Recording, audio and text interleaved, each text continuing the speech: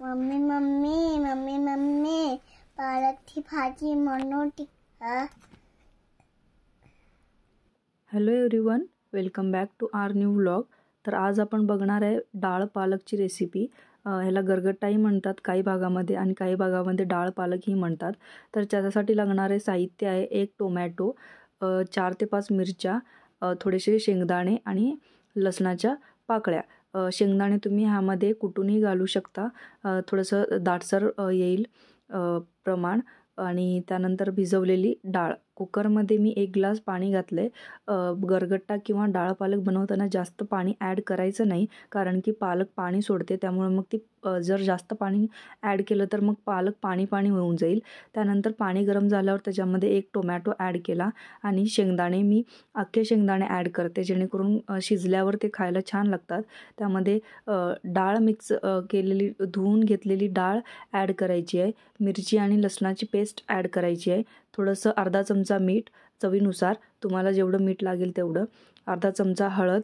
हळद ऑप्शनल आहे, तुम्हाला ॲड करायचं असेल तुम्ही ॲड करू शकता. अदरवाईज लाल मिरची, लाल तिखटही ॲड करू शकता. त्यानंतर धुतलेली स्वच्छ भाजी, जी भाजी आपण चिरून धुवून घेतली होती ती स्वच्छ धुतलेली भाजी ॲड करायची आहे. जास्त पाणी न घालता आपण फक्त भाजीचं जो पाणी निघेल त्यामधूनच आपण त्याला शिजवून घेतल्याने मग ते जास्त चविष्ट होते. त्यामुळं मग मी गरगट्टा बनवताना खूप कमी पाणी घालते. 1 ग्लासाहूनही अधिक कमी पाणी घातलं तरी पण चालेल, कारण की ती भाजी करपणार वगैरे नाही. आणि झाकण लावून आपण 3 ते 4 शिट्टी काढून घ्यायचे आहे, कारण की तूर डाळ शिजायला थोडंसं वेळ लागेल.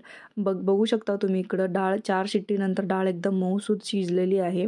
त्याला एकदम तुम्ही चमच्यानेही घोटून घेऊ शकता, नाहीतर मग रवीने सुद्धा घोटून घेऊ शकता.